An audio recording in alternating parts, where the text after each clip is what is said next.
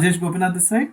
This is my third video from the series Basic Photography for My Counterparts. When I mean to say counterparts, it's actors, models, hair artists, makeup artists, stylists, and everyone who works in the entire ecosystem of the entertainment industry.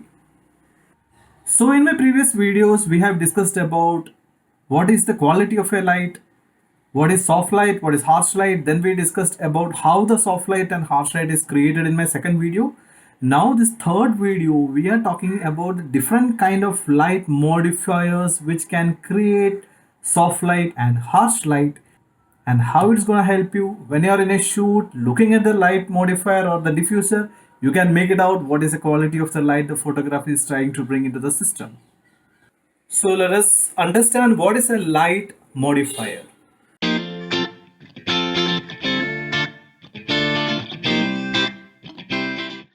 It's self-explanatory. So any attachment fixed towards a light source to make certain changes or to modify the light, it is called a light modifier. It's very simple. And again, what are the different types of modifiers and how we are using normally? So there is one particular type of modifiers which is used to enlarge the light source. So in my previous video, we were discussing about enlarging the light source make the light very soft. So which means, in other words, when the light modifier which is supposed to enlarge the light source, that typically it softens the lights. There are certain modifiers which will define the light, give a proper direction and again proper focus into the frame where exactly the photographer desired to give the direction.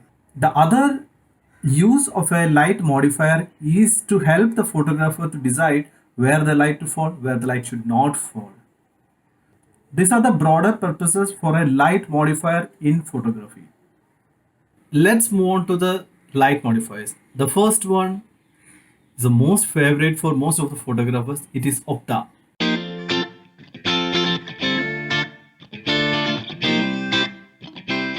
The name itself makes it very clear and obvious that as it is having 8 corners, it is called Octa. So there are two different types of Octa. One is deep Octa and one is shallow Octa.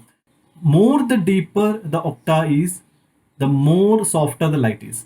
Basically, photographers use this particular softbox Octa to create very soft light as it is a very huge in size. It comes with 3 feet, 5 feet, 7 feet sizes.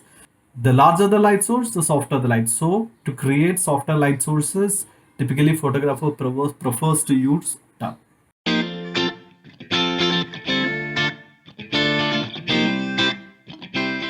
Let's move on to the next light modifier, which is the parabolic shape. And most of the premium players in the lighting industry, which is Broncolor and Profoto, all these players have this huge parabolic light sources. So these have very advanced systems like adjusting the color temperature of the system, and how if you want to focus or defocus the light, all these facilities which is not available in the normal light diffusers. So these functions are available in this kind of parabolic light modifiers from these premium brands.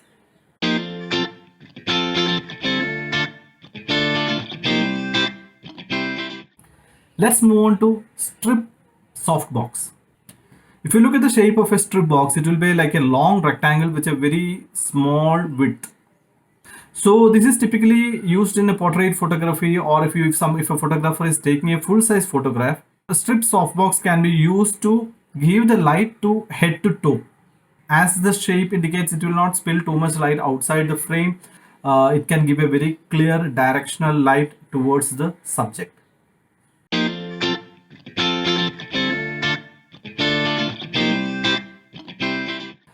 Now let's discuss something very important, which is beauty dish.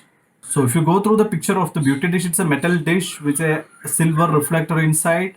Another side we can fix the studio strobe which will fire the light, which will emit the light. As the name indicates, it's typically used to shoot beauty shots. So it creates very harsh highlights and very harsh shadows. When it's a beauty shot, it's always good to have good definition to the subject, and beauty dish is typically used because it gives very sharp highlights and shadows.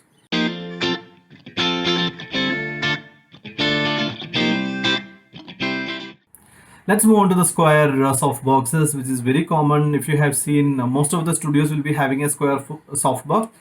It's a general softbox which can be used in most of the purposes. If it's a headshot, if it's a mid shot or anything, we can use it. If it's a tabletop photography, if it's a product photography or any other general purposes, we can use the softbox, which is square in shape, and it can come from 1 feet to 2 feet to 3 feet to 4 feet sizes.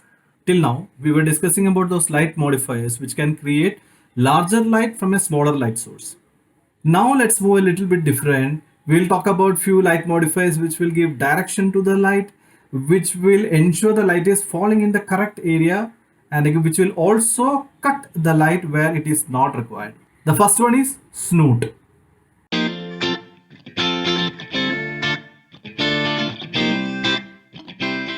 Snoot typically gives a very sharp and very directional light towards the subject from the light source. If you have seen inside the studios, the photographers tend to use the snoot to give hair light from a top angle, or something like a high fashion where the photographer want to create a very harsh light and again one very pointed light like a pin light or a spotlight. Typically the snoot is used by photographers. And let's move on to another one, which is the most commonly used light modifier, which is reflector.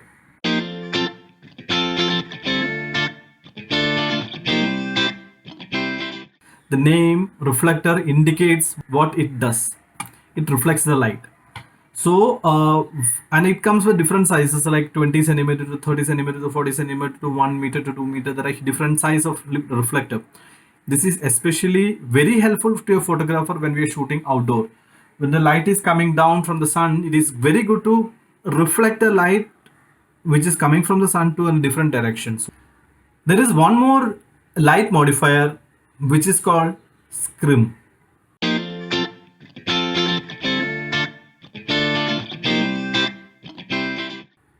So I am attaching a couple of photographs of scrim. Majorly it is used outdoor when we are shooting in harsh sunlight.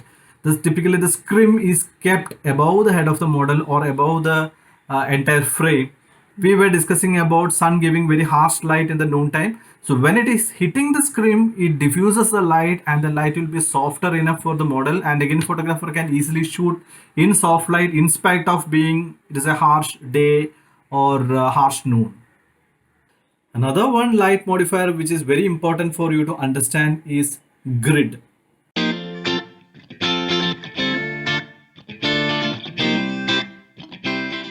You might have seen a photographer attaching a grid which looks like a honeycomb or something like in front of a softbox. Even in front of the white diffuser, you will see a black color grid which will be attached most of the time.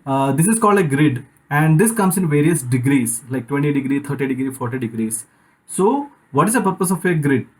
Ideally what happens is after hitting the edge of the softbox, typically the light has a tendency to spread all across. But once the grid is attached, this spreading will not happen. Rather, it will have a very clean direction and it will be very clearly focused at the location or the spot where exactly the photographer is looking. It has to be lit in the photograph. Now let's talk about cutter.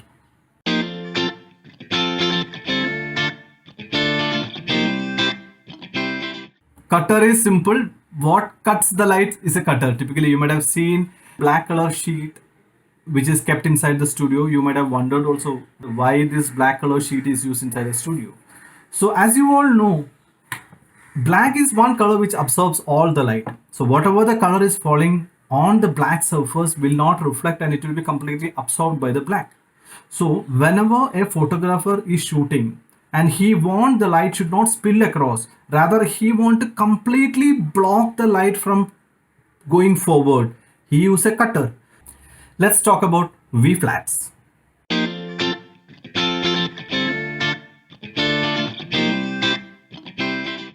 You might have seen a 5 feet or a 4 feet or a 6 feet vertical sheets which has been folded and kept in a corner of the studio. So typically this is called a V-flat. So when we open it, it comes to a shape of a V. We can open in the shape of a V. That's why it's called a V-flat. Okay. So when the light is fired to a V-flat, so it will reflect to both the sides of the V and it can give a two-directional light. So that is the exact reason why the photographer prefer a V-flat. Now I think this is all over about the different types of light modifiers. Many of the soft boxes, many of the light diffusers, many of the light modifiers you might have seen inside the studio, or you might have seen photographers carrying it along with them when they are going outdoor or indoor shoots.